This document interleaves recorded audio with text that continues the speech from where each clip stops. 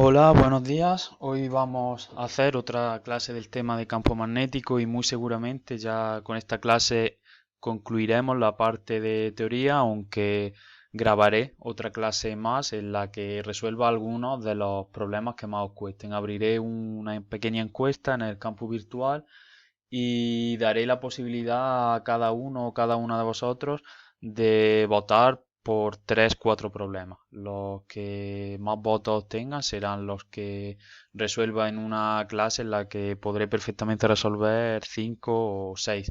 Además, luego os colgaré la resolución de todos los problemas en el campo virtual. Entonces, la dinámica que vamos a seguir en estas 2 semanas, pues va a ser la siguiente. Hace un par de días os abrí una encuesta para que votaseis por la fecha de realización del primer examen parcial, que va a ser un examen tipo test, prácticamente igual a como lo teníamos previsto antes de que cambiaran drásticamente las circunstancias. Eso sí, el peso que tendrá la evaluación continua en la calificación final ya os he dicho que cambiará y que será obviamente superior.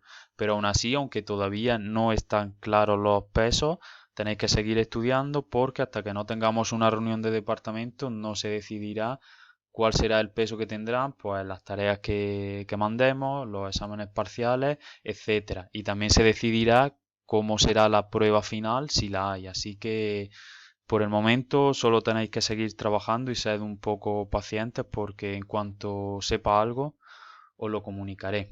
Entonces os decía que la dinámica de estas 2 semanas, porque el examen parcial todavía no ha concluido el periodo de la votación, pero va ganando por una amplia mayoría la última fecha que hemos votado.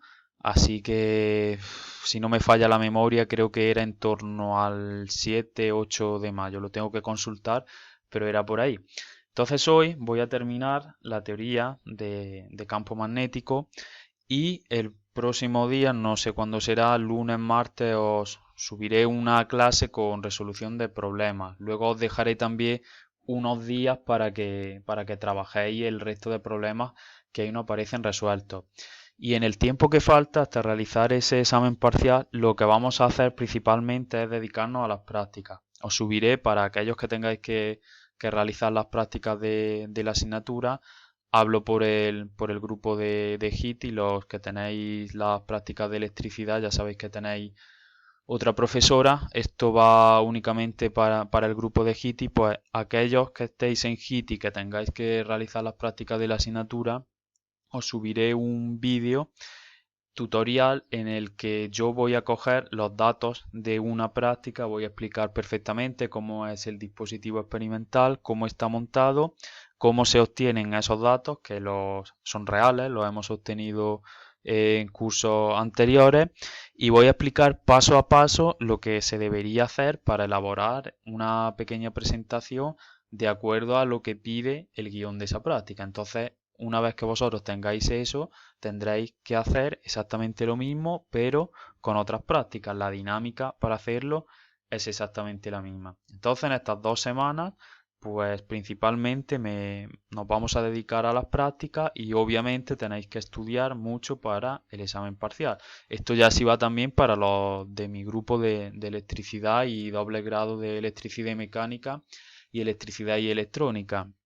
Estoy pensando en realizar unas pequeñas tutorías online para aquellos que estéis interesados. Entonces es posible que abra también un pequeño documento o una pequeña encuesta en los que aquellos que estéis interesados en tener una tutoría online en relación a los contenidos del examen que entran en el primer parcial, me lo solicitéis y yo haga tandas con un número reducido de alumnos, por ejemplo, 5 o 6 alumnos como máximo.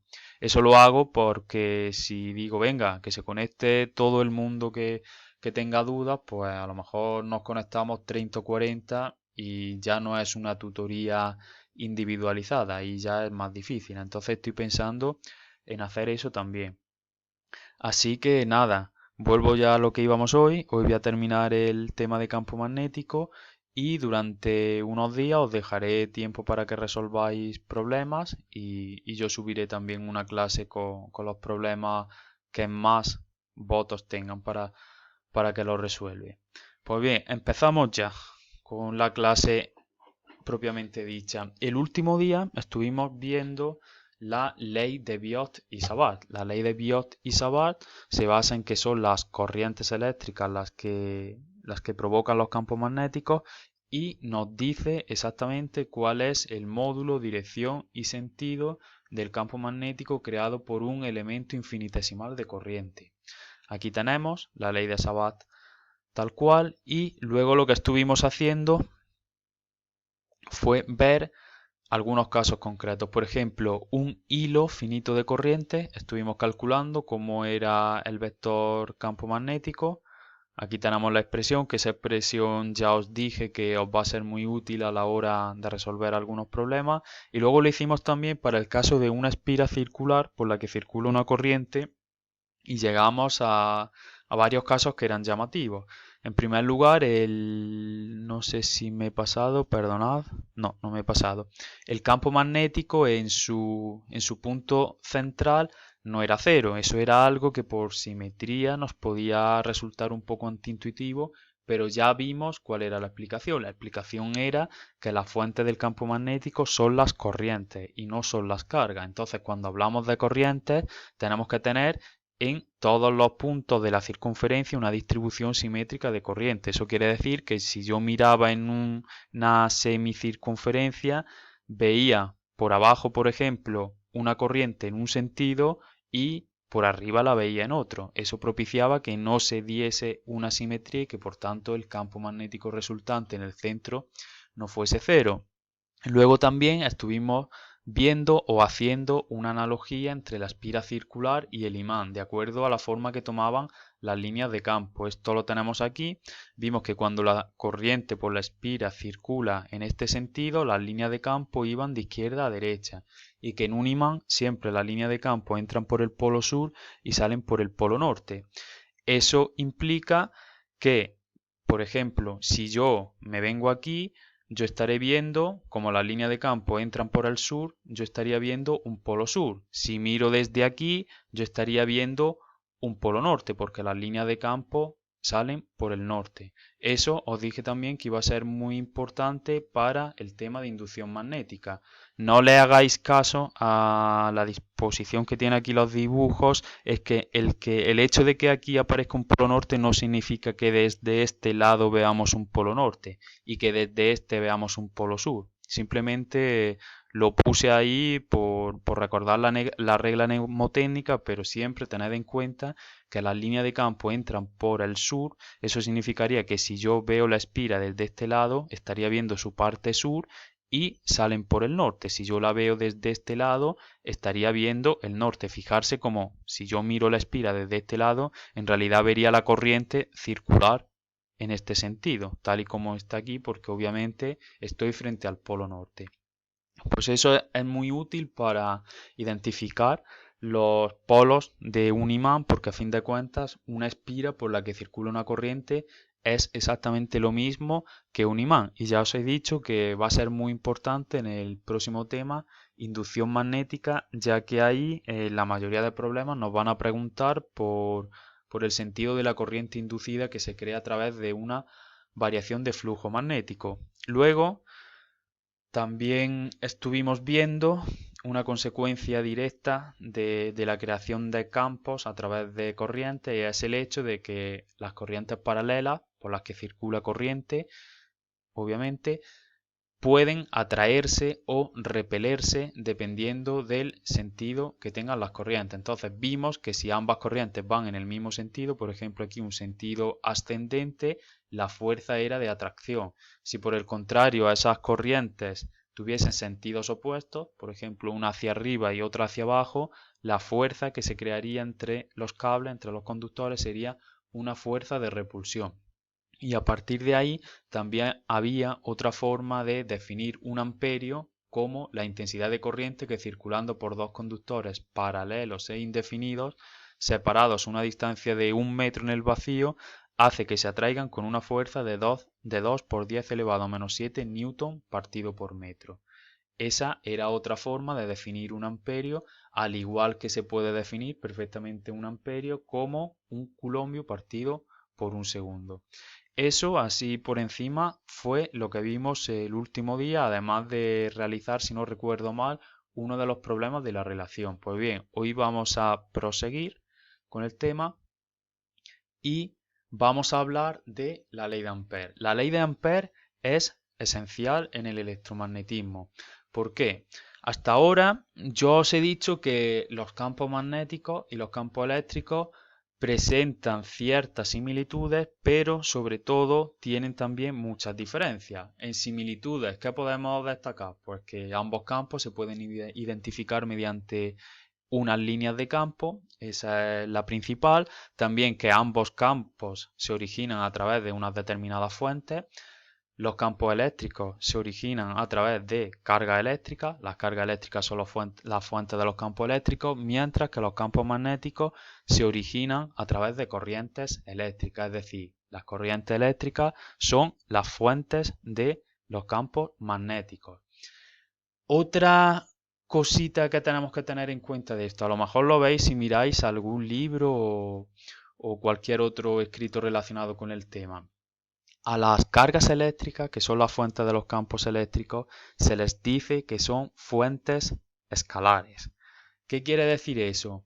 Que si yo sé que en un determinado lugar tengo una carga eléctrica, no es necesario que yo sepa si tiene una dirección o si tiene un sentido. Yo, sabiendo que en un determinado punto del espacio hay una carga eléctrica, ya tengo perfectamente identificada la situación. Por eso se dice que las cargas eléctricas son fuentes escalares, es decir, que el campo eléctrico tiene fuentes escalares. Ahora, por ejemplo, si yo me voy al campo magnético, yo sé que las fuentes del campo magnético son las corrientes eléctricas. Si yo digo, por un conductor hay circulando una corriente de 2 amperios, no he terminado de definir la situación, porque se puede pensar, pero bueno, ¿en qué sentido va? ¿Hacia la izquierda? ¿Hacia la derecha? Entonces, por eso a los campos magnéticos se les dice que sus fuentes, que son las corrientes eléctricas, son fuentes vectoriales, porque para yo tener perfectamente identificada esa fuente, necesito saber qué dirección y qué sentido tiene. Dicho de otra forma, los campos eléctricos tienen fuentes escalares, mientras que los campos magnéticos tienen fuentes vectoriales. Esto lo digo porque es muy común que cuando miréis algún libro o algún otro documento en el que se explique las diferencias y analogías entre campos eléctricos y magnéticos, os hablen de fuentes escalares y fuentes vectoriales, para que no os asustéis, simplemente que tengáis en cuenta que las cargas eléctricas son fuentes escalares y las corrientes eléctricas son fuentes vectoriales. Vale, pues, ¿cómo surge o cómo se motiva el estudio de la ley de Ampère? En el tema 1, cuando hablábamos de campo electrostático, nosotros estudiamos que cuando yo calculaba el trabajo entre dos puntos, ese trabajo única y exclusivamente dependía de la posición inicial y de la posición final, y no dependía de la trayectoria seguida. Si esa hipótesis o ese hecho lo extrapolamos hasta el extremo de calcular el trabajo en una trayectoria cerrada se da porque el punto inicial es igual al punto final. Entonces, como el trabajo no depende de la trayectoria seguida, tenemos que, obviamente, ese trabajo tiene que ser cero. Pues esa era una de las características principales que se daba en un campo de fuerzas conservativo, que el trabajo en un ciclo es cero. Eso extrapolado al campo eléctrico, como el campo eléctrico se puede definir como la fuerza por unidad de carga, teníamos que la integral a través de una trayectoria cerrada, recordad que se representa por este circulito, es la integral del campo por diferencial de L es cero. Esto era lo que nos decía claramente que nuestro campo electrostático es conservativo. Y ahora vamos a pensar, ¿y qué le pasa al campo magnético? ¿Es conservativo? Si es conservativo el campo magnético, se debería cumplir esto, que la integral del campo a través de una trayectoria cerrada sea cero, y eso es lo que vamos a ver. Entonces, ¿cómo vamos a comprobar esto? En primer lugar, yo voy a imaginarme que tengo un conductor muy largo por el que circula una corriente estacionaria. Este concepto que aparece aquí de corriente... Oh, perdona, esto se ha ido un poco. Estaba diciendo que este concepto que aparece aquí de corriente estacionaria va a ser súper importante a la hora de estudiar la ley de Ampère. ¿Por qué? Porque la ley de Ampère, ahora después cuando termine de demostrarla, solo va a ser válida en el caso en el que tengamos una corriente estacionaria. ¿Y qué es una corriente estacionaria? Una corriente estacionaria es simplemente una corriente que no cambia con el tiempo, que siempre se mantiene constante en el tiempo y que por tanto no produce ninguna acumulación de carga en ningún sitio. Vale, pues para demostrar la ley de Ampère yo me voy a imaginar una corriente estacionaria. ¿Eso cómo puedo conseguirlo? Por ejemplo, con un hilo muy largo en el que siempre fluye la misma corriente en un determinado sentido. Y para eso nos vamos a imaginar este hilo de corriente que tenemos aquí por el que fluye una intensidad en sentido ascendente. Pues bien, utilizando la ley de Biot y Savart, sabemos que en el caso de que el hilo sea lo suficientemente largo, el campo magnético, perdonad, el campo magnético se puede poner como mu0 por I partido 2pi por la distancia, donde A es la distancia. Recordad que esto solo vale en el caso de que el hilo sea suficientemente largo. Si teníamos un hilo finito de corriente, aquí nos aparecía también una serie de factores que era el seno de tita 1 más el seno de tita 2 y aquí en lugar de tener un 2 teníamos un 4. Esto era solo para el caso en el que el hilo fuese suficientemente largo. Además, aplicando la ley de Biot y Savart, sabemos que si la corriente es ascendente, al aplicar el producto vectorial diferencial de L por U sub R, obtenemos que las líneas de campo van en este sentido que tenemos aquí dibujado en la figura.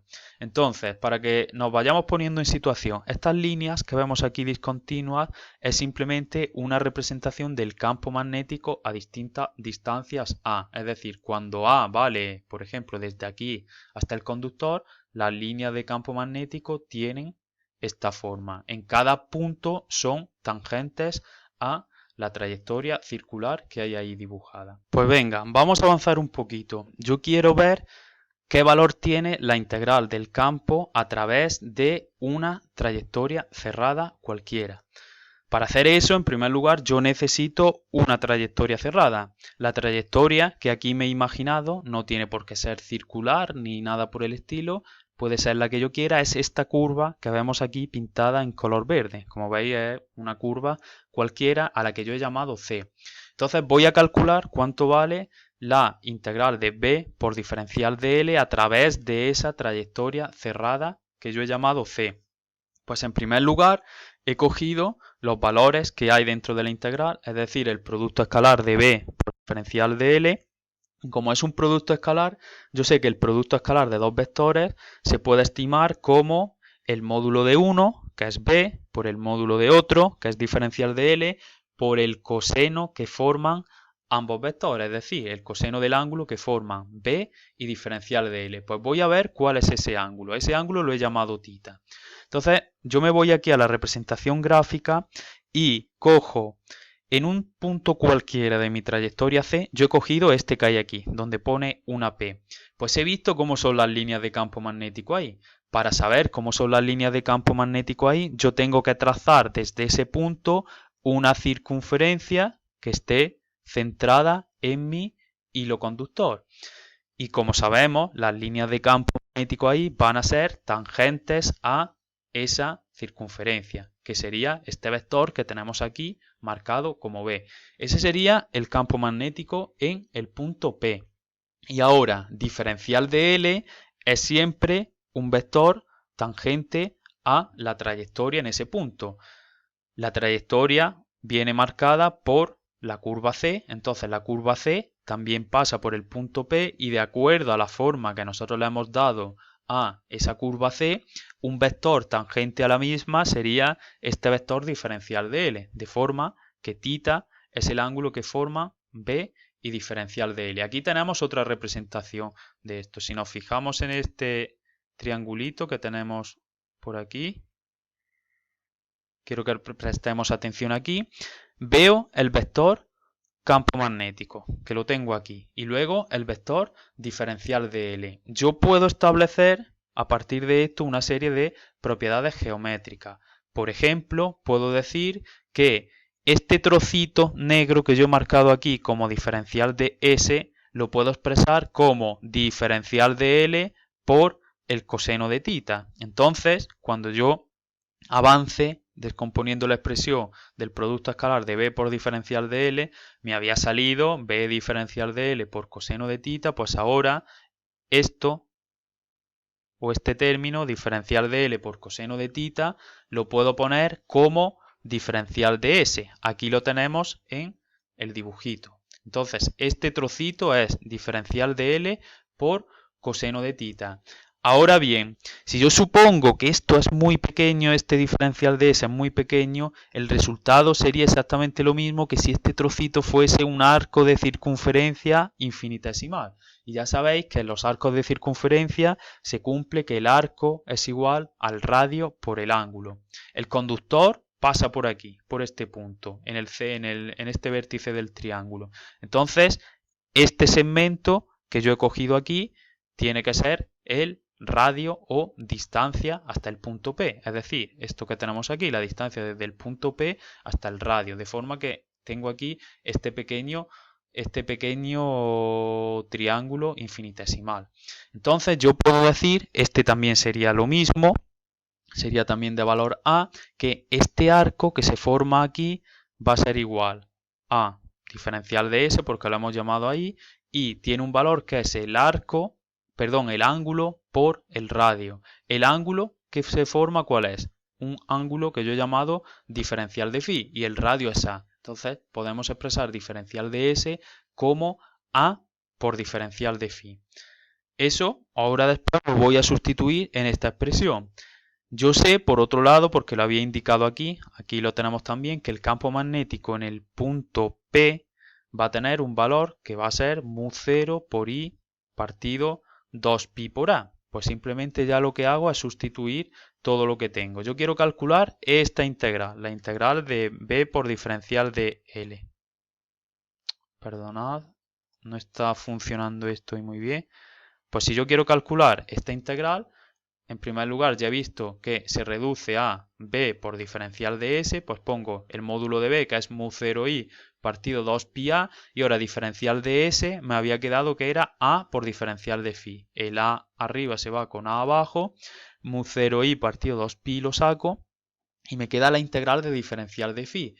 En la trayectoria cerrada que yo he marcado, diferencial de phi, ¿qué ángulos puede tomar? Pues va a ir desde 0 hasta que dé una vuelta por completo, que va a ser 2pi. Entonces esa integral va a valer únicamente 2pi y finalmente obtengo que la integral a través de una trayectoria cerrada de B por diferencial de L es igual a mu0 por la intensidad. Y este es un resultado importantísimo en el electromagnetismo. En primer lugar, ¿por qué? Porque yo sé que en el campo eléctrico, que es conservativo, esta integral vale 0. Entonces, esto me está indicando automáticamente que el campo magnético no es conservativo. Porque para que fuese conservativo, esta integral tendría que tomar un valor nulo. Y como estamos viendo, no lo toma. En segundo lugar, esta ley, que vamos a conocer como ley de Ampère para el campo magnético, nos va a servir de mucha ayuda para calcular campos magnéticos en situaciones donde haya un elevado grado de simetría. Y tenemos que aprender bien cómo y cuándo se puede utilizar. Para eso me voy a la siguiente página y vamos a imaginar un par de situaciones. Tenemos aquí otra curva C. La curva puede tener la forma que yo quiera. Y esta curva C es atravesada por estas tres corrientes estacionarias. Vamos a suponer que son tres cables suficientemente largos. En este la intensidad va hacia arriba, en este va hacia abajo y en este va hacia abajo. Y este directamente, aunque está ahí, pero no atraviesa la curva C. Entonces, yo tengo que la ley de Ampère se define en lugar, cuando tenemos más de una corriente, porque yo anteriormente lo había hecho únicamente para una corriente, como la integral de b por diferencial de L igual a mu0 por la suma de corrientes encerradas. En este caso, ¿qué corrientes encerradas tengo? Yo tengo que I1 es positiva, bueno, depende del sentido de giro que le esté poniendo. I2 iría hacia abajo e I3 iría hacia abajo. Entonces, si yo considero que el sentido positivo aquí de la corriente es hacia abajo, la intensidad encerrada será menos I1 más I2 más I3. Eso es simplemente por el sentido que yo he considerado positivo. ¿Sí? Entonces no vayáis a poner que aquí la suma total de corriente es la suma de las tres, porque no, porque cada una tiene un sentido distinto y tendríamos que tenerlo en cuenta. Os pongo un ejemplo tonto con esto.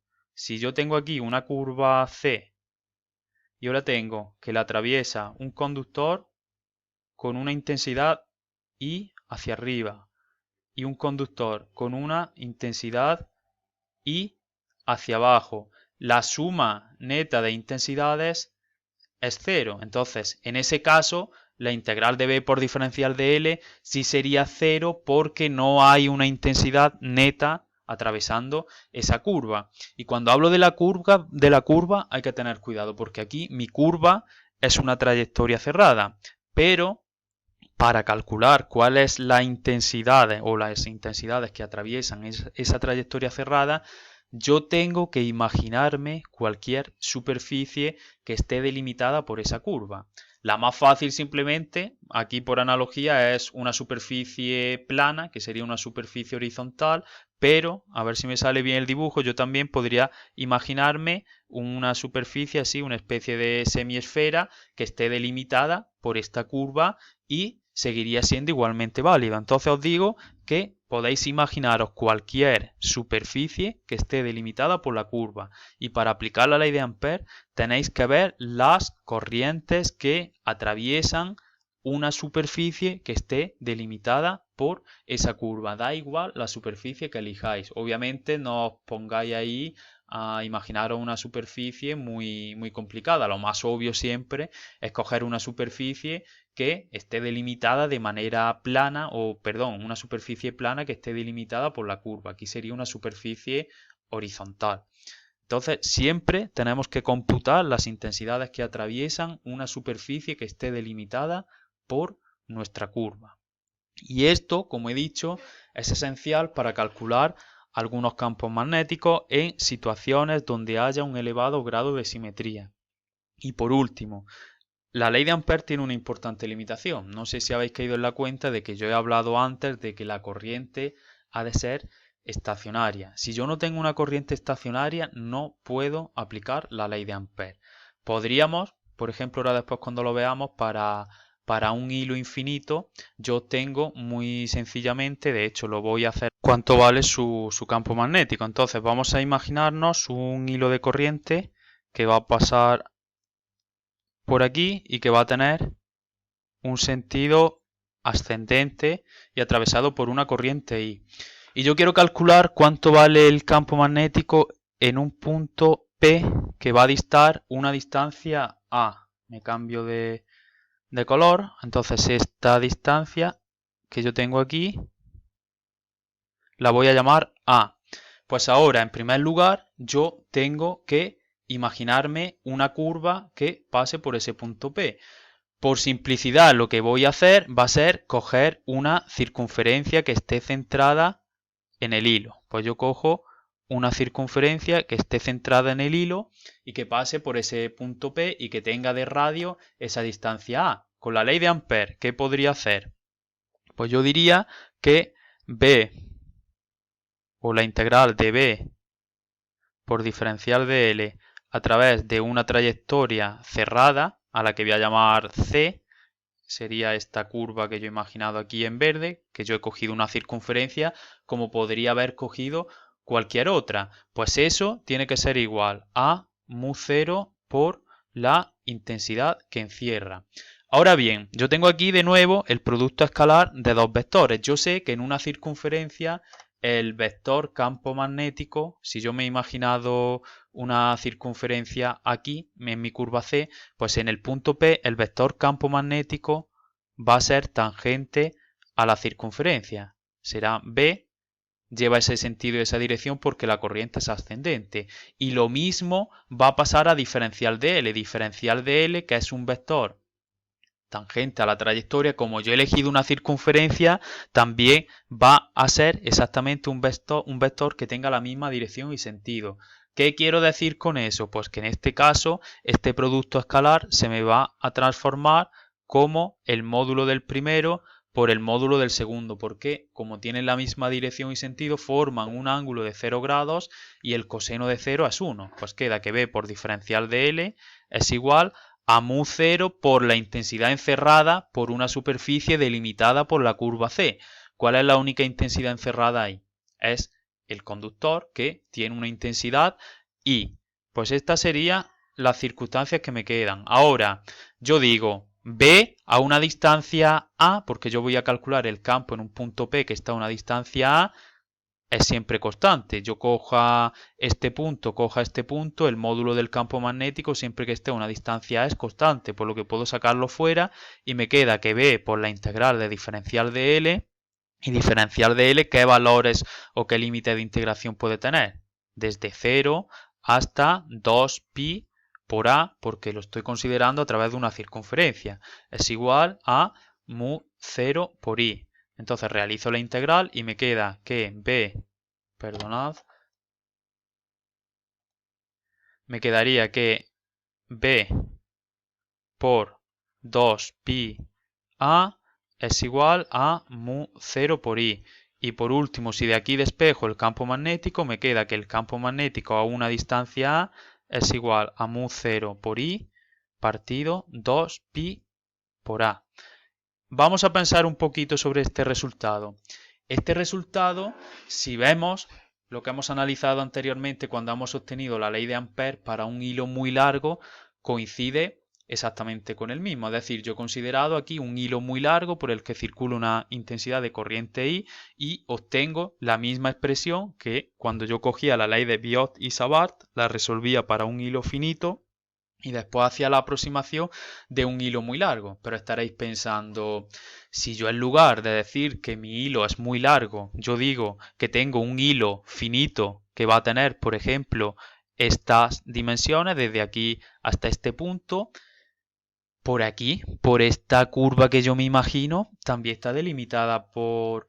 También está delimitada o solo la atraviesa una intensidad de corriente I. Entonces el resultado sería lo mismo. Y yo sé que por la ley de Biot y Savart, cuando yo tengo un campo magnético generado por un hilo finito, no sale esta expresión. Recordad que aquí salía seno de tita 1 más seno de tita 2 y aquí nos salía un 4.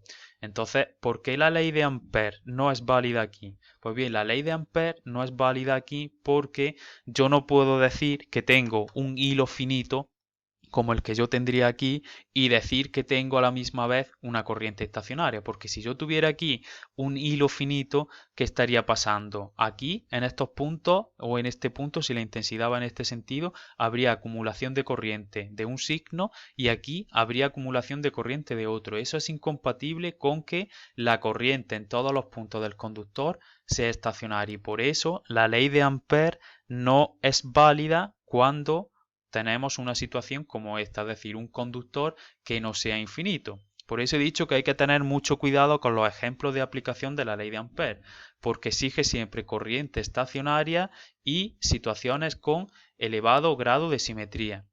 En el caso del hilo, solo podemos aplicarla cuando nuestro hilo de corriente es muy largo, porque si el hilo es corto, se va a producir acumulación de corriente acumulación de carga y eso a la postre va a derivar en que en ciertos puntos del conductor, en los extremos en concreto, la corriente no sea estacionaria, porque si cada vez hay más carga ahí, eso significa que la corriente no fluye de la misma forma y por tanto la ley de Ampère en ese caso, en el de un hilo finito, no es válida.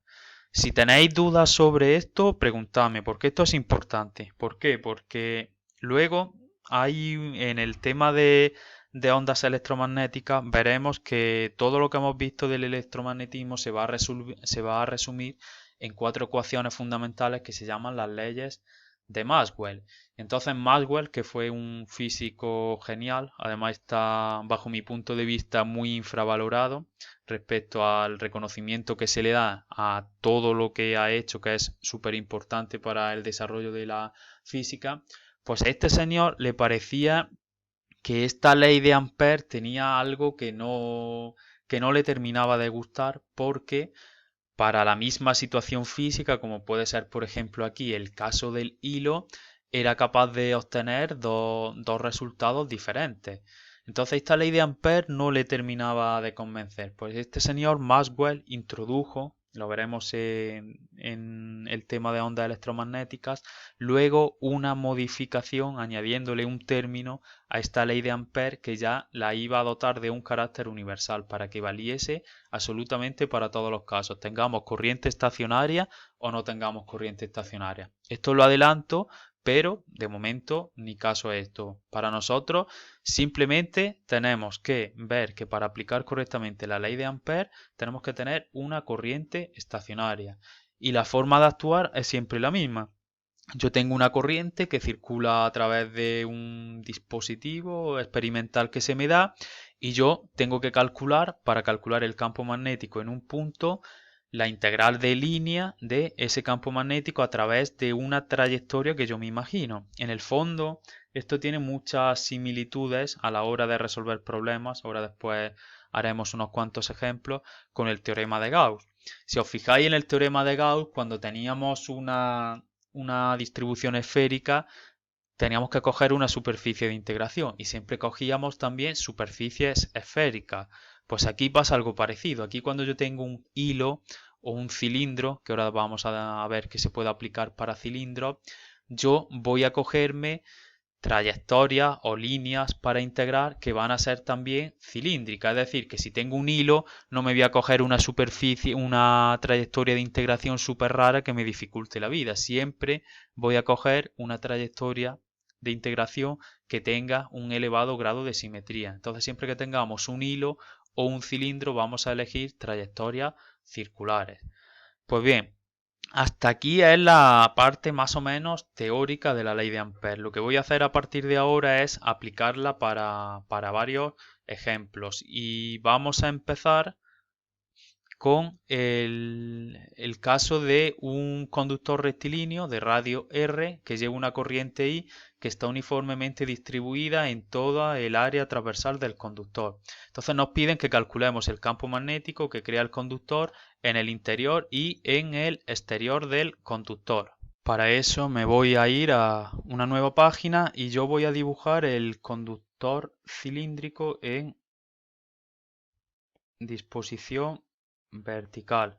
Entonces, imaginamos que es un conductor suficientemente largo, por lo que podemos asumir que la intensidad que fluye a través de él, que voy a considerar que lo hace en sentido positivo, en sentido ascendente, va a ser una intensidad I y esta corriente va a ser una corriente estacionaria. Vale, nos piden que calculemos el campo magnético en puntos exteriores y en puntos interiores. Voy a suponer, porque me lo dice el enunciado, que el conductor tiene radio R. Entonces, en primer lugar, yo voy a calcular el campo magnético para puntos que tengan o que disten de él una distancia R que sea mayor que el radio. Es decir, puntos que estén fuera del conductor. Siempre que nos pongan este tipo de problemas de campo magnético preguntándonos por campos dentro y fuera de un sitio por donde circula corriente, se os va a pedir que utilicéis la ley de Ampère. Entonces nuestra ley de Ampère la vamos a poner por aquí y es la integral de B por diferencial de L del producto escalar de esas cosas es igual a mu0 por la intensidad que encierra la superficie definida por una curva. En el primer caso, como yo voy a empezar para puntos que están fuera, pues me voy a imaginar, por ejemplo, un punto, lo voy a pintar con color rojo, que está perdonad, un punto que está, por ejemplo, aquí. Entonces, este punto, si yo dibujo aquí el eje del cilindro conductor, pues va a distar del cilindro una distancia r. Siguiente cosa que tenemos que tener en cuenta. No sé si recordáis que para calcular el campo eléctrico a través del teorema de Gauss teníamos que saber a priori la dirección y sentido del campo eléctrico y que el teorema de Gauss únicamente nos permitía calcular cuánto valía el módulo, pero nosotros teníamos que saber la dirección y sentido. A la ley de Ampère le pasa exactamente lo mismo. Nosotros a priori tenemos que saber cuál va a ser la dirección y sentido del campo magnético y la ley de Ampère nos va a ayudar para calcular el módulo, pero siempre y cuando nosotros sepamos a priori cuál va a ser la dirección y sentido del campo magnético. Pues bien, una vez que yo ya tengo identificada geométricamente la situación, el siguiente paso que tengo que dar es elegir mi trayectoria cerrada. Pues yo voy a elegir una curva C que va a pasar, a ver si soy capaz de dibujarla bien, va a pasar por el punto y va a ser una circunferencia concéntrica al cilindro. Esta va a ser mi trayectoria cerrada. Obviamente es una circunferencia que tiene de radio esta R minúscula. Pues como yo sé que las líneas de campo creadas en este punto van a ser tangentes a una circunferencia que pase por ese punto y que esté centrada en el conductor, eso significa que el vector B va a llevar esa dirección. Representado en el plano del papel sería simplemente un vector perpendicular al plano del papel y hacia adentro. Y también, obviamente, diferencial de L va a ser un vector que tenga esa misma dirección y sentido porque diferencial de L es un vector que es siempre tangente a nuestra trayectoria de integración. ¿Qué quiere decir eso? Pues eso quiere decir que en este caso B y diferencial de L son vectores paralelos, forman un ángulo de 0 grados y esa integral se puede traducir como la integral del módulo de B por el módulo de diferencial de L.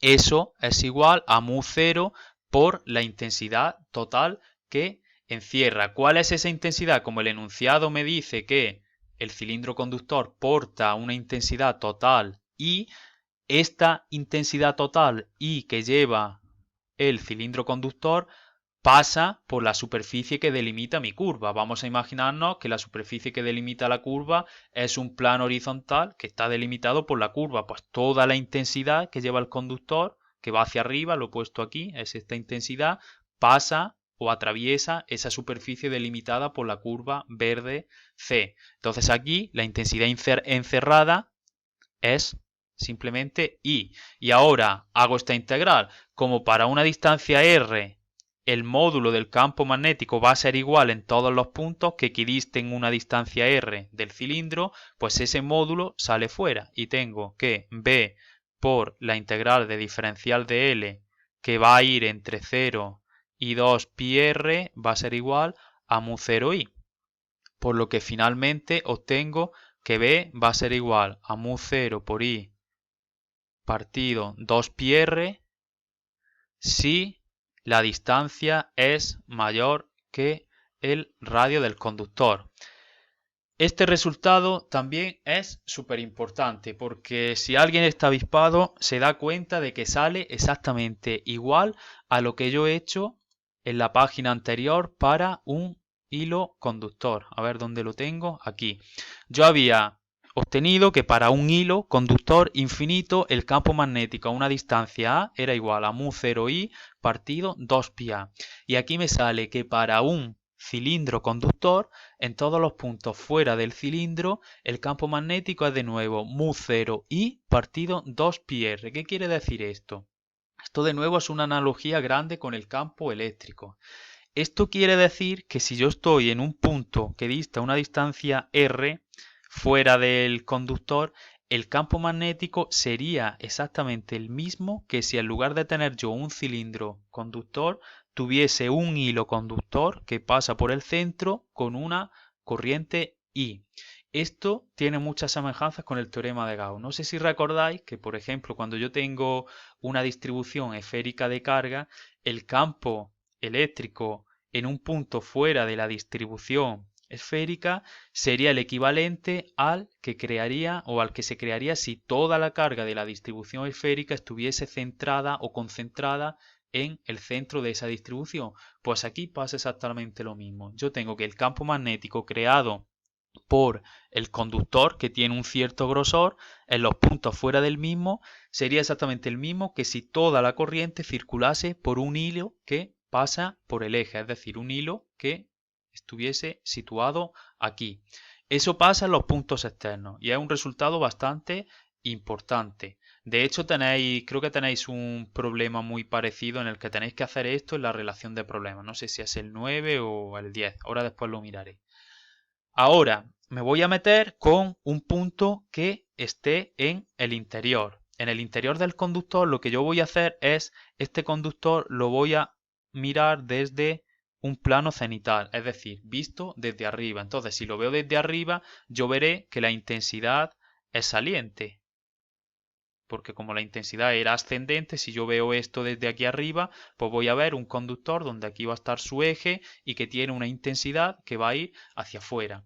Si yo quiero calcular el campo magnético en un punto R que ahora va a ser menor que el radio, pues de nuevo voy a aplicar la ley de Ampère.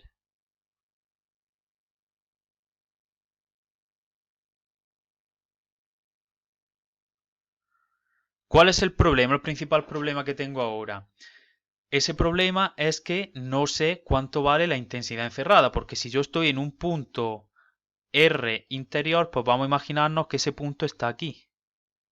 Por lo que esta distancia, que la voy a dibujar fuera para no confundir el dibujo mucho, sería R. Pues ahora, de nuevo, yo tengo que imaginarme una trayectoria cerrada que pase por ese punto. Y de nuevo, por simetría, lo más sencillo es dibujar una circunferencia concéntrica que pase por el punto donde yo quiero calcular el campo, que lo voy a poner aquí. Este va a ser mi punto P, que está a una distancia R. ¿Sí? Entendemos la situación. El problema que tengo, ya lo he dicho, no sé cuánto vale la intensidad que encierra esa superficie, porque yo ahora únicamente de toda la intensidad I que atraviesa el conductor, yo tendría que centrarme únicamente en la que está encerrada en mi trayectoria. Pues ¿cómo hago eso? Yo sé, porque me lo dice el problema, que la intensidad está distribuida de manera uniforme en la sección transversal del conductor. ¿Qué quiere decir eso? Que la densidad de corriente va a ser constante. Si alguien recuerda, la densidad de corriente la representábamos mediante la letra J y podíamos ponerla como la intensidad total partido por la superficie. ¿Qué superficie total tiene la sección transversal del conductor? Pues va a tener una superficie que sea igual a pi por el radio al cuadrado. Entonces, esto siempre se va a cumplir. Esta razón, porque nos dice el problema que la densidad de corriente es constante. Pues si yo quiero saber la intensidad encerrada en esta trayectoria cerrada que yo he dibujado aquí, pues puedo decir que la intensidad encerrada va a ser igual a J por el área que tenga esta curva que yo he imaginado, el área delimitada por mi curva de integración, mi trayectoria de integración, que de nuevo la voy a llamar C como en el apartado anterior. Entonces, si yo quiero ver o saber la intensidad que hay encerrada aquí, lo único que tengo que multiplicar es la densidad de corriente, que la sé, por el área que encierra esta curva. ¿Y cuál es ese área? Pues pongo, perdonad, esto va en azul, pues tendría que poner J, que es la intensidad partido pi por el radio al cuadrado, y ahora el área que tiene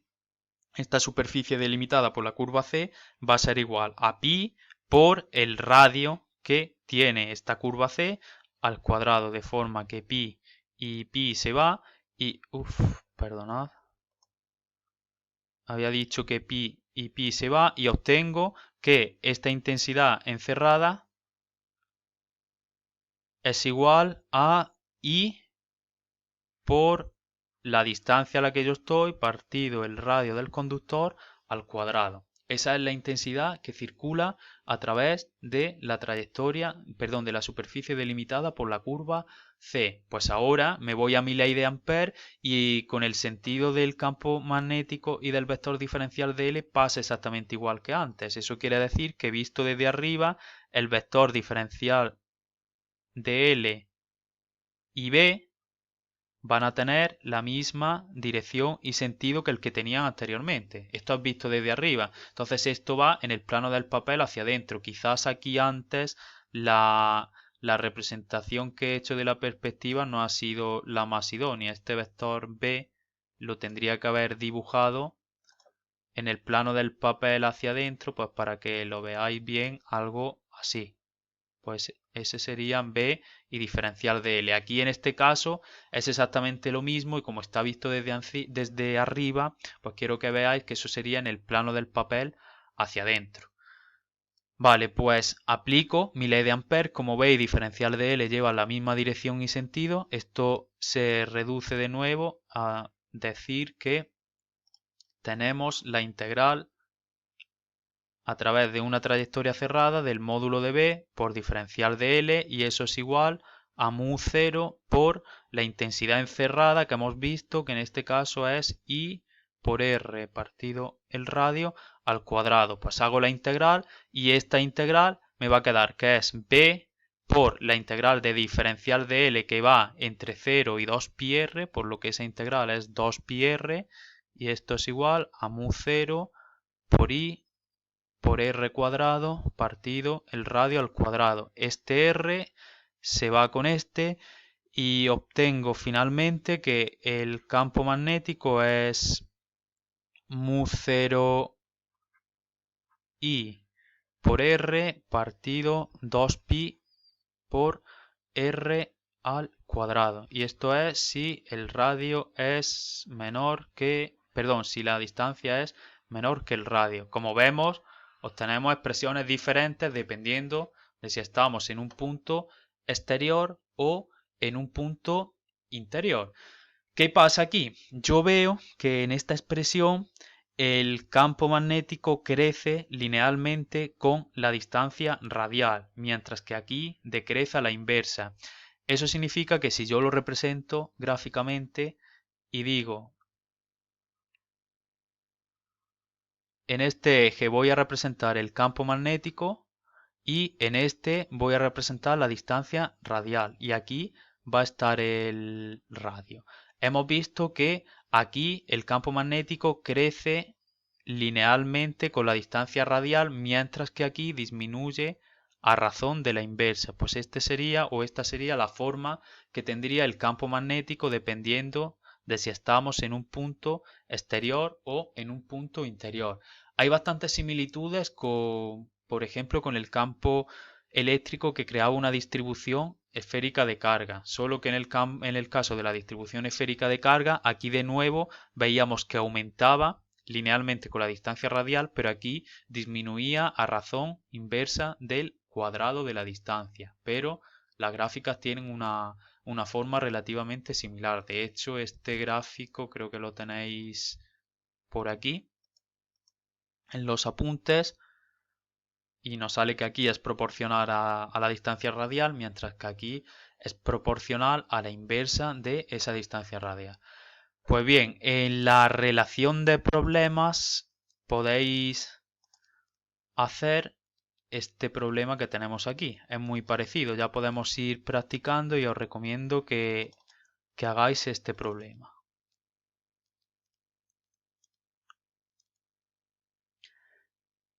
Creo que es este problema que tenemos aquí, el 8 y el 9. El 8 y el 9 los podéis ir haciendo porque son problemas de aplicación de la ley de Ampère. Se hacen exactamente con el mismo razonamiento que hemos aplicado en este caso, solo que las condiciones de cada uno serán ligeramente diferentes. Entonces, ahora lo que vamos a hacer también es calcular el campo magnético generado un solenoide y por un toroide. Es lo que nos queda para terminar el tema. Entonces tenemos el solenoide y el toroide. Pues bien, vamos a empezar por un toroide. En primer lugar, tenemos que ver qué es un toroide. Un toroide o bobina toroidal es un dispositivo que tiene una serie de espiras por las que circula una corriente y que están arrolladas sobre un núcleo que tiene forma de donut. Este sería el núcleo con forma de donut visto desde arriba o desde abajo. Y también hay que decir que aunque tenga siempre una forma típica de donut, luego su sección puede ser o cuadrada o circular, rectangular, de la forma que sea, pero siempre tiene que tener visto desde arriba o visto desde abajo una forma característica de un donut. Entonces, ¿cómo aplicamos aquí la ley de Ampère? Pues en primer lugar vamos a definir o caracterizar geométricamente el toroide y yo voy a decir que tiene un radio interno A y un radio exterior o externo B. Y podría calcularlo el campo magnético para puntos que estén o bien dentro de él, fuera de él o en el interior del donut. Pues si yo lo hiciese para los puntos que están en el interior del donut, por ejemplo, una trayectoria que pasase por aquí, una trayectoria circular. Obviamente, como el toroide tiene una geometría circular, también voy a elegir trayectorias para integrar que sean circulares. Si yo aplicase aquí la ley de Ampère, me salía que el campo magnético aquí me saldría que es cero. ¿Por qué? Porque esta región que hay delimitada por esta superficie que hay delimitada por la trayectoria circular que yo he impuesto aquí no es atravesada por ninguna corriente. Por tanto, el campo magnético que habría para puntos interiores sería cero. Si hiciese lo mismo para puntos exteriores, por ejemplo, una superficie circular concéntrica que pasase por aquí, también pasaría más de lo mismo. Y diréis, pero aquí ya sí hay corriente dentro. Pero pensad que para aplicar la ley de Ampère, si esta es mi trayectoria C, yo tengo que pensar en la superficie que delimita esa trayectoria circular. Y aquí en el sentido que hemos puesto, las intensidades en esa superficie por un lado entran, pero por otro lado salen, haciendo que la suma neta final de corriente encerrada sea cero. Entonces, por tanto, el campo magnético fuera del toroide sería cero también. Y por último, me quedaría ver cuánto vale dentro del toroide. Entonces voy a borrar ya todo esto que os he puesto. Y si nos cogemos una superficie de integración perdón, una trayectoria de integración que pase por el interior del toroide, que sería esta línea roja-naranja que tenemos aquí en discontinua, aquí podríamos aplicar la ley de Ampère. ¿Qué pasa? De nuevo, para yo aplicar la ley de Ampère, tengo que conocer previamente cuál va a ser la dirección y sentido del campo magnético, pues en un toroide se sabe que el campo magnético en el interior es constante y que además las líneas de campo siguen siendo tangenciales a cualquier trayectoria que yo me imagine aquí. Entonces, por ejemplo, en este punto que yo tengo aquí, el campo magnético sería así. En este punto que yo tengo aquí, sería así. Aquí sería así, es decir, en todos los puntos el campo magnético es tangente a la trayectoria. Ese sería el vector B y un vector diferencial de L que como sabemos también es tangente a la trayectoria, por tanto B y diferencial de L tendrían la misma dirección y sentido y al aplicar la ley de Ampère pues pasa lo que nos ha pasado anteriormente en el caso del cilindro, es decir, que tanto B como diferencial de L forman un ángulo de 0 grados y por tanto podemos resolver esta integral a sacar P fuera como la integral de diferencial de L que va a salir B por 2πr. Pues ahora esta integral, en la ley de Ampère, yo tengo que igualarla a mu 0 por la intensidad encerrada. ¿Y cuál va a ser esa intensidad encerrada? Yo sé que tengo que calcular la intensidad encerrada a través de la superficie que delimita mi curva de integración C. Como vemos aquí, esa intensidad solo penetra en la superficie en estos puntos. Entonces aquí, sea cual sea el sentido que le hemos puesto a la corriente, según el que hay aquí me estoy dando cuenta que la intensidad penetra, en este sentido sería como hacia adentro del plano del papel, en estos puntos. Entonces la intensidad total que atravesaría nuestra superficie delimitada por nuestra trayectoria de integración sería n veces i. ¿Por qué? Porque cada vez que una espira atraviesa la superficie contribuye con una corriente i. Y como la intensidad total es i, eso quiere decir que la intensidad encerrada en nuestra superficie delimitada por la curva C sería n veces i. Entonces ya lo tengo todo para aplicar la ley de Ampère, porque he calculado la primera parte, que es la integral, que me ha salido que b por 2πr, y ahora todo eso es igual a mu0 por la intensidad encerrada. Entonces despejo y obtengo finalmente que el campo magnético en un punto interior del toroide es mu0 partido 2pi por el número de espiras por la intensidad partido por la distancia. La distancia es la distancia medida desde el punto donde estamos al centro del toroide. ¿Qué pasa aquí? Si nuestra distancia es muy grande, nuestra distancia r, imaginamos que fuese muy grande en comparación con las dimensiones del toroide con respecto a A y B, entonces podríamos considerar a efectos prácticos que el campo magnético en el interior del toroide sería prácticamente constante. Eso sería solo en el caso de que la distancia a la que estamos midiendo fuese prácticamente, no, perdón, fuese muy grande en comparación con el espesor que tiene el toroide. Este es un claro ejemplo también de aplicación de la ley de Ampère, porque si nosotros quisiésemos calcular estos campos magnéticos a través de integración directa con la ley de Biot y Savart, sería mucho más complejo. Y por último, vamos a ver otro caso que es de mucha importancia y es un solenoide. ¿Qué es un solenoide? Un solenoide es un conductor enrollado helicoidalmente con las espiras muy próximas entre sí, como muestra la figura. Entonces yo voy a calcular también cuánto vale el campo magnético que se genera en un solenoide. Pues voy a imaginar que la vista que yo tengo del solenoide es algo así. Y que aquí voy a dibujar las sucesivas espiras que pasan a través de él. Esto obviamente daría la vuelta por atrás y como están enrolladas helicoidalmente podríamos ver algo así.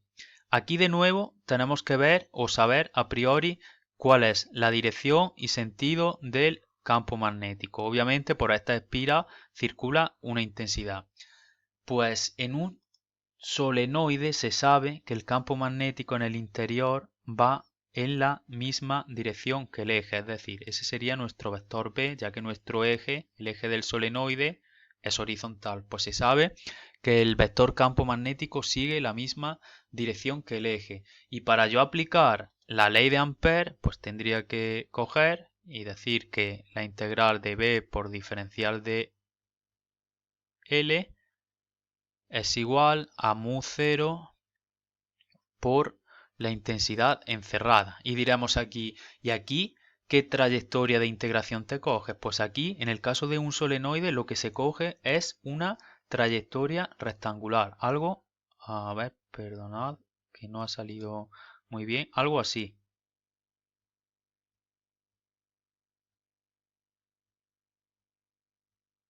Vale, esa va a ser mi trayectoria o mi curva C. Y ahora voy a decir lo siguiente.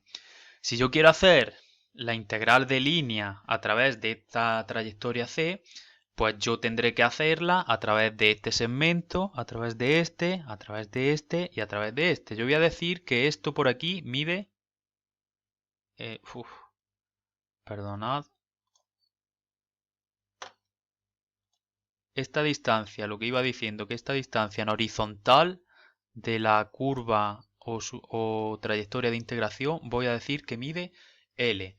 A la vertical me da igual, pero la voy a llamar, por ejemplo, A. Y ahora digo lo siguiente, venga, yo tengo que descomponer esta integral y la tendría que descomponer en cuatro sumas diferentes. Una a través de este lado, otra a través de este, a través de este y a través de este. Si queréis, a este le voy a llamar 1. A este le voy a llamar 2. A este le voy a llamar 3 y a este de aquí le voy a llamar 4. Por tanto, la integral de b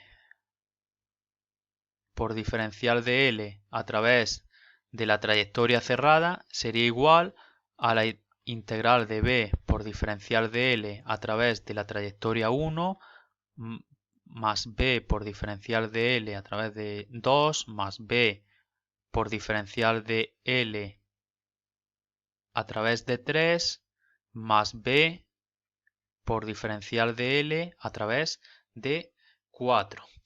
Pues venga, vamos a empezar a ver cuánto vale cada una de estas integrales. Voy a empezar por 2. En 2, ¿qué pasa? En 2 lo que pasa es que b, por ejemplo aquí, tiene esta dirección y sentido porque hemos visto que en los puntos interiores del solenoide el campo magnético sabemos que va en la misma dirección que el eje, entonces B sería así, pero ahora diferencial de L va así, va perpendicular. Eso quiere decir que forman un ángulo de 90 grados, pues el producto escalar de dos vectores que son perpendiculares, que es lo que pasa en 2 y es lo que pasa también en 4, vale 0. Entonces, esas dos partes directamente ya las podemos despreciar.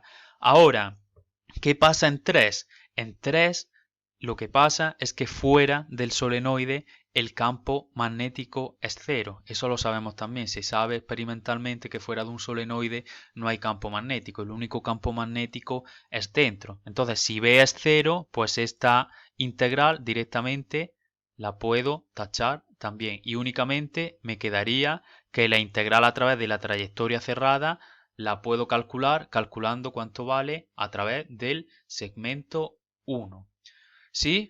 Pues ahora vamos a ver cuánto vale esta integral en el segmento 1. Yo digo que en el segmento 1 la integral de b por diferencial de L, aquí diferencial de L en el segmento 1 es un vector que lleva la misma dirección que el segmento, por tanto b y diferencial de L forman un ángulo de 0 grados.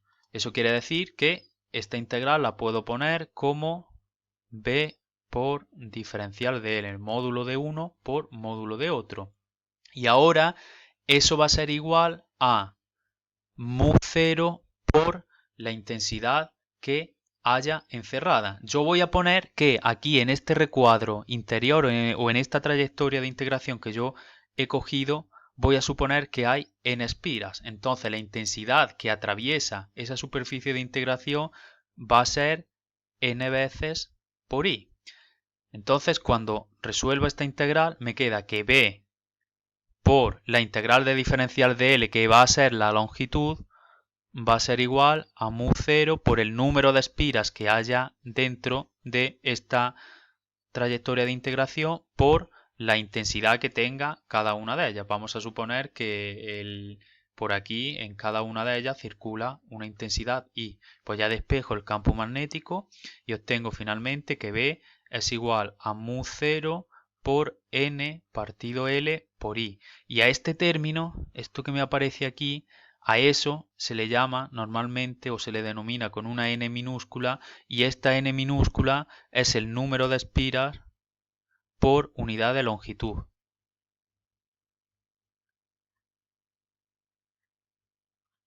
Entonces el campo magnético en el interior del solenoide es igual a mu 0 por el número de espiras por unidad de longitud que tenga el solenoide por la intensidad que circula a través de él. Si en un problema nos dicen, por ejemplo, en el solenoide hay 200 espiras por centímetro, pues esas 200 espiras por centímetro nosotros tendríamos que convertirlas al sistema internacional a espiras por metro. Y una vez que ya sabemos eso, nos estarían dando este valor, el número de espiras por unidad de longitud. Ya calcular el campo magnético es muy sencillo. De hecho hay un problema en la relación, os lo voy a poner, es de los primeros en el que piden algo que está relacionado con eso. De hecho un compañero me preguntó el otro día y le dije que esperásemos a ver la ley de Ampère. Aquí en el problema 4 hablan de un solenoide largo de 2000 espiras por centímetro, y con eso ya podemos saber cuánto vale el campo magnético, porque nos darán seguramente la intensidad que pasa por el solenoide, como sabemos el número de espiras por unidad de longitud, la intensidad y mu 0, ya podemos calcular cuánto vale el campo magnético en el solenoide. Pues ya con lo que hemos visto yo creo que podéis hacer prácticamente todos los problemas que hay hasta el menos el 12 y el 13 que son de flujo magnético y los veremos el próximo día. Así que ya podéis ir trabajando desde el 1 hasta el 11. De hecho, el 3 os lo pedí que me lo entregaseis. Pues hasta el 11 ya podéis hacerlos todos. Y luego, ya para terminar, quiero que veamos también que en realidad la aproximación que estamos haciendo aquí para utilizar la ley de Ampère en un solenoide es suponer que el solenoide es muy largo. Si en la práctica nuestro solenoide no fuese tan largo, lo que tenemos es algo así. Y es que al principio del solenoide el campo magnético empieza a ser cero, luego se mantiene prácticamente constante, que está en la región de la aproximación que nosotros hemos utilizado, una región donde en el interior del solenoide el campo magnético es prácticamente constante. Si esto fuera muy largo, esta especie de curvita que tenemos aquí la veríamos ya prácticamente como una recta. Y luego finalmente en el fin o final del solenoide el campo magnético vuelve a caer. Esto es lo que se obtiene cuando se calcula experimentalmente utilizando la ley de Biot y Savart tal cual, dependiendo de las características específicas de un solenoide finito. Esa es la curva que se obtiene para su campo magnético. Y luego aquí por último tenemos la visualización de las líneas de campo magnético que se generan en un solenoide, que como podemos ver si lo comparamos con las líneas de campo que yo os mostré, perdonad, a ver si lo encuentro.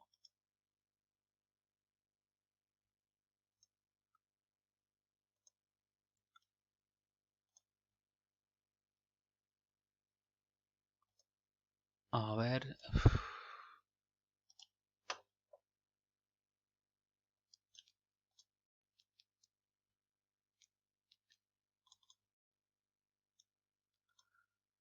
pues no recuerdo dónde lo puse, pero vaya, era una imagen donde yo os mostraba cómo eran las líneas de campo magnético aquí, ¿no?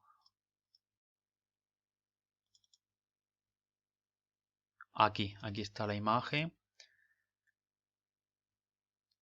Vale, si comparamos esto con lo que se ve en el solenoide, podéis ver que es bastante parecido. Entonces, un solenoide al fin y al cabo se comporta también como un pequeño imán. Pues esto que os he puesto aquí son algunas de las aplicaciones que tiene la ley de Ampère, que las más importantes es un hilo finito, un cilindro conductor y luego el toroide y el solenoide. Esos son los casos donde se suele aplicar la ley de Ampère. Resumiendo, es una ley que nos permite calcular el campo magnético en situaciones con un elevado grado de simetría, pero siempre se basa en la hipótesis de que debe haber una corriente estacionaria. Si no tenemos una corriente estacionaria, como puede pasar en el caso de un hilo finito, la ley de Ampère no funciona. Eso motivó a Maxwell a añadir una modificación a la ley de Ampère, que la veremos en el último tema, que pasó a denominarse la ley de Ampère-Maxwell. Pero de momento únicamente nos vamos a quedar con esto y tenéis que aprender a trabajarla en los diversos problemas que se plantean en la relación. Pues bien, lo dejo aquí ya para terminar el tema. El próximo día, no sé todavía cuándo será, os subiré una clase que será mucho más corta en la que hable del teorema de Gauss para el campo magnético y del flujo magnético, porque el concepto de flujo magnético va a ser súper importante para el próximo tema, que es sobre la inducción magnética. Lo dicho, una vez que os termine os añada esta clase para terminar el campo magnético, levantaremos un poco el pie, nos centraremos en estudiar el primer examen parcial y también durante este tiempo aprovecharemos para la realización de las prácticas. De momento, en cuanto a la organización del tiempo, vamos bien porque ya hemos terminado el tema 4 y nos quedaría un tema que es magnetismo en la materia, que ese tema no vamos a trabajar los problemas y ese tema lo explicaré yo simplemente con una clase teórica, es un tema muy cortito para que veamos cómo se comporta magnéticamente la materia. Y luego nos quedaría el tema de inducción magnética, el tema de corriente alterna y por último el tema de ondas electromagnéticas, que también es un pelín más corto. O sea que ya hemos pasado el ecuador de la asignatura y tenemos tiempo de sobra. Así que no os agobiéis porque seguramente ya lo que venga a partir de ahora no sea tan intenso. No vamos a tener una organización tan intensa de la asignatura con 3 4 clases por semana.